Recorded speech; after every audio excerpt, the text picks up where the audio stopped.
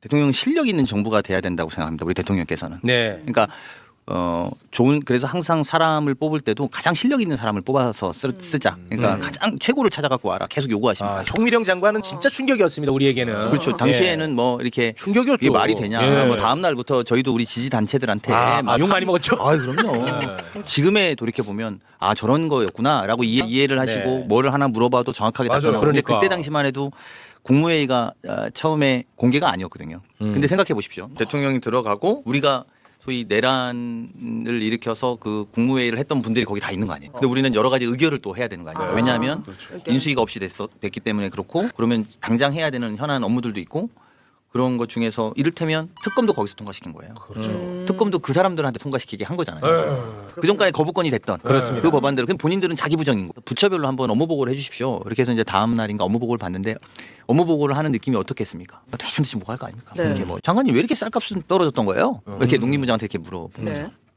근데 이분이 굉장히 열심히 설명합니다. 아. 근데 또 우리 대통령도 많이 알고 계신데 그럼 이거는 왜 그런 거예요? 두부값은 왜 그렇죠? 물가가 오르던데 그건 왜 그때 그런 눈에 들어온 거예요? 그때 시작한 거예요. 진짜로? 네. 그 전에 뭐가 역사가 있는 게 전혀 아니고요? 없습니다. 전혀 그래요? 없습니다. 그러면서 이제 막 토론합니다. 근데 다른 사람들은 다 말 안 하려고 그러죠. 그렇겠지. 근데 대통령이 와서 계속 말 시키고 아니 이건 왜 그런 거예요? 이 장관은 되게 열심히 답변을 하고 있는 거예요. 그랬어요. 그러면서 근데 많이 알기도 하고 적극적이기도 하고 그래서 그 다음부터는 대통령하고 저하고 그 회의를 하고 오면 서로 이제 인물평을 하는 거죠. 그래서 이제 그때는 다른 분들이 안 계실 때죠. 그렇지. 그렇게 이제 서로 이야기를 하게 되죠. 이진숙 씨는 어땠어요? 그 얘기하지 마. 야, 죄송합니다. 얘기하지 말고 실력 있는 사람 위주로 간다. 네. 대통령은 그게 굉장히 중요한. 중요한데 그렇죠. 당정관계. 근데 우리 당이 이제 물론 실력 있는 분들도 많이 있겠지만 지금 이제 실력이라고 하는 개혁이라는 단어로 보면 좀 불편한 사람들도 살살 수술대 위로 살살 꼬셔서 마취도 살짝 하고 잠들었다 일어났는데 여기 배를 갈랐나 보네. 뭐뭐를 혹을 뗐네. 이런 게 개혁이어야 된다라고 대통령께서는 생각합니다.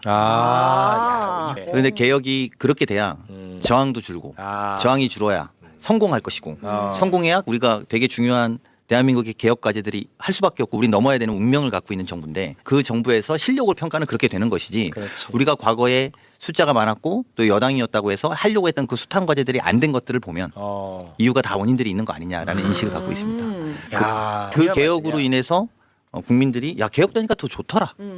개혁되니까 나라가 더 살만해졌더라.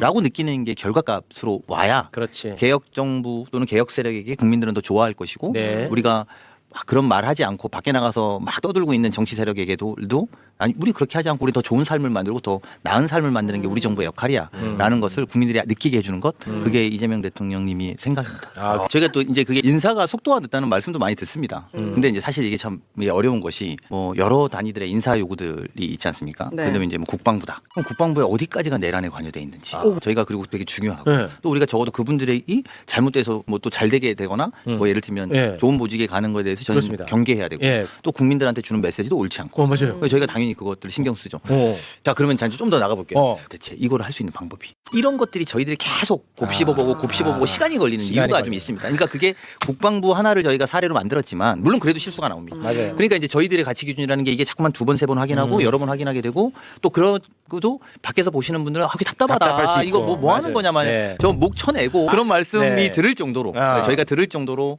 막 하시는 이유를 저희가 왜 모르겠어요. 그리고 또 그래야 압니다. 그런 말씀을 네. 아무것도 안 해주시면 저희가 어떻게 알겠습니까? 저희는 늘 민생에 가장 관심이 많습니다. 대통령 이게 사실은 되게 식상한 단어라는 걸 제가 누구보다 잘 압니다. 뭐 그럴 수 있죠. 뻔한 이야기다 네. 이렇게 생각하실 수 있는데요. 제가 대통령 모시다 보면 그런 생각이 많이 듭니다. 끊임없이 어렵고 약한 사람을 자꾸 챙깁니다. 산업재해가 누구 났다, 누가 돌아가셨다. 그게 사실은 1년에 한 600명 정도 됩니다. 그래서 어떤 분이 그런 말씀 주셨어요. 자꾸만 산업재해 막 자꾸 뭐 기업에다가 뭐 하라고 막 하지 마라. 너무 자꾸 그러시니까 투자가 안 이루어지고 더 기업하기 어렵다는 이야기가 들린다. 이런 이야기 주신 분이 있었습니다. 근데 대통령이 어느 날 저랑 둘이 있는데 강 실장님 그런 이야기도 제가 알아요. 근데 우리가 이렇게 해서 이게 하루아침에 없어지지 않겠지만 1년에 600명 이상 돌아가시는 분 중에 100명, 150명이라도 줄이면 4년이면 600명, 700명의 목숨을 살리는 맞아. 일인데 우리가 그런 마음으로 했으면 좋겠습니다.